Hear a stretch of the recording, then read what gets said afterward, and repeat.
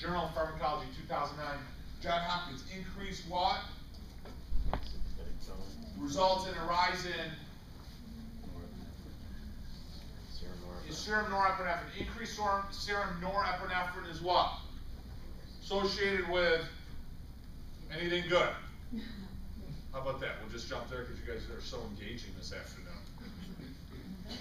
Is this the way it always is in Dallas? Or I was like watching TV, you guys are riding the mechanical bulls, woo-woo, like all of a sudden, you're getting quiet. It's like I got a microphone. You guys on? Hello, testing.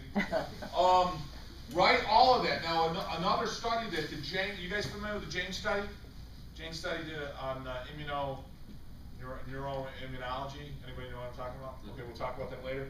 But he's doing a study right now on osteoporosis, showing that if the spine is subluxated, then what's happening is the sympathetics are what?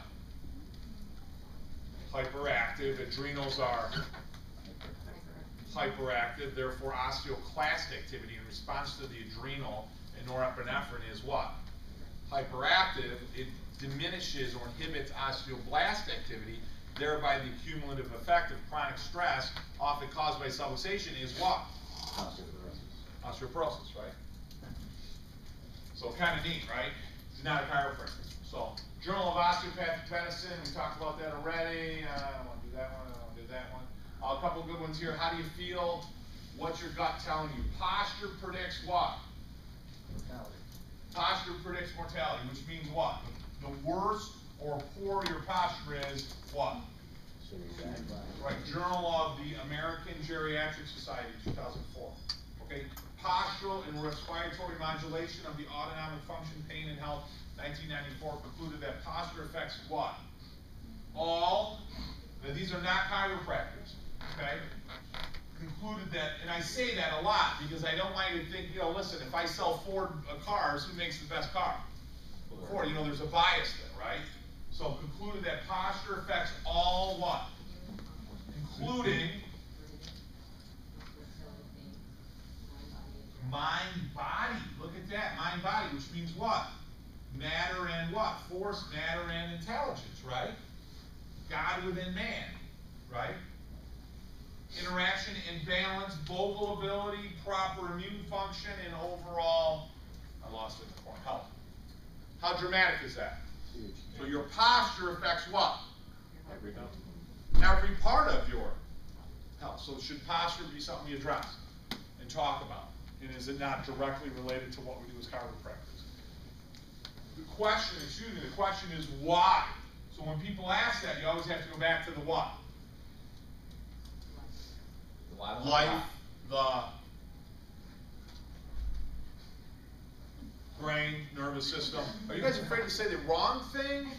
Or would you prefer that I just talk and not ask any questions? Or what's going on there? Okay. What causes the loss of the name? Mayo Clinic, another study, right? Forward head posture leads to long-term what?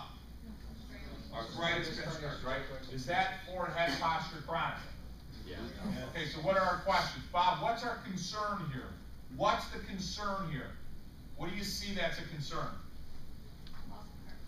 Yeah, they may see loss of a curve. What else? Because I'm trying to get them a little deeper than that. Yes, but yeah, pressure on the nervous system. The body's not able to what? Now, how long do you think something like that's been there for? Yeah, how long do you think it's going to take to correct? A long time, right? Exactly, right? Those are the questions. Don't answer the question. Ask the question and let them finish it. You're going to want to finish it.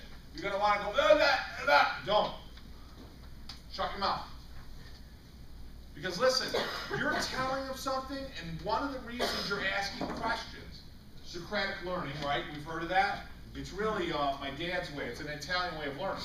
Because Italians only ask what? Questions. Like, how you doing? How you doing? What are you doing? You looking at me? You got a problem with me? So it's really not Socratic method. It's an Italian method. It's a Guinea method of learning. So I'm gonna take over that. But in reality, by asking them questions, what are you doing? When I ask you a question, well, let me step back for a minute. Think about it this way. You work in an office, and there's a whole room, file cabinet, of abstracts for closing on real estate deals, right? Of ownership and title. right? And I'm over here and I say, hey, listen, that house on Borio, do we have that information? Do you remember what happened at the closing, what we need to do? What are you going to have to physically do in order to find that information? Go to the top. I'm going to have to pull one or what?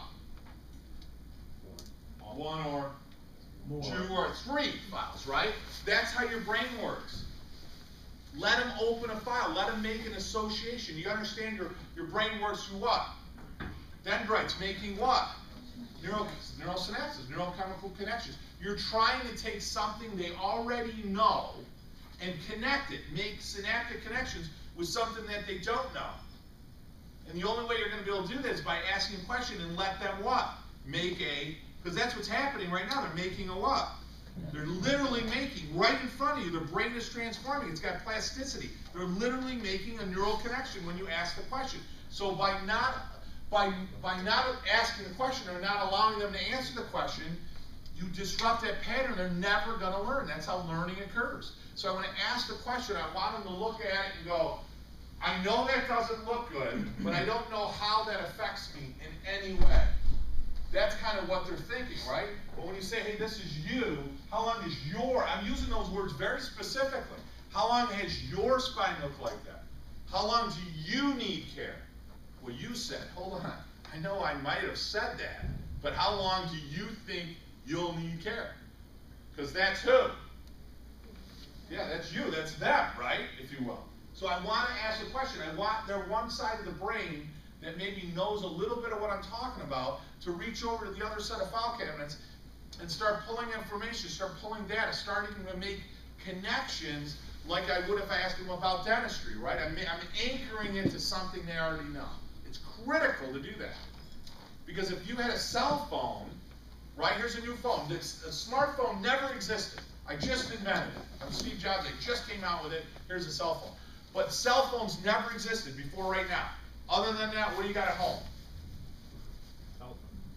Cell phone. And it's non-wireless. Let's make an extreme example. It's non-wireless. How are you going to explain this to my dad, who up until a couple of years ago actually has the rotary phone at his house? One phone in the house. I'm not making it up. Don't you guys just want to meet him? I talk about him all the time. How are you going to say it? Joe, listen, we got this cell phone. Right? A lot of people that are not familiar with the technology, does that mean anything to you? What do you mean a cell phone? I don't even know what that means. Why would you cell? Is it biological? Is it part of the body? Like, what do you mean cell phone? Well, it's a phone. Well, how the hell is it going to be a phone? I mean, it doesn't look like a phone. It's like a little black monolith, right? How is that a phone?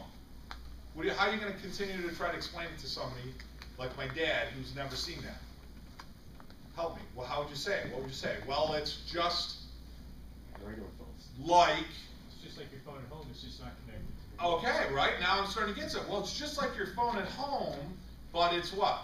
It's not connected. It's not connected. Right? I'm going to start to use things that are what? Familiar, similar. I'm going to anchor them. So here's something you already got in your brain. I already got that data here. That file's already here. And here's a new concept. I'm trying to get you to anchor this abstract concept to something you already understand that you already know. It's the fastest way to learn. So, hey, listen, Barbara, chiropractic, or at least what we do in the office, is very similar to dentistry, right? We're taught to brush and floss and take good care of our teeth, right? But if you don't do that, what happens to your teeth? They rot, they decay. You know what? Your brain, your nervous system, they're exactly the same way. They need to be cared for. Now, I know nobody came in your school and said, hey, listen, this is how you brush your vertebrae. I get that. But in reality, just like your teeth, if you don't care for your brain and spinal cord, what happens to them? They're going to rot, right? Now, why is it a big concern? Because what's this thing up here? That's your brain, and what's all this stuff down in here, all up in here? So best friend gave me the best advice. He said,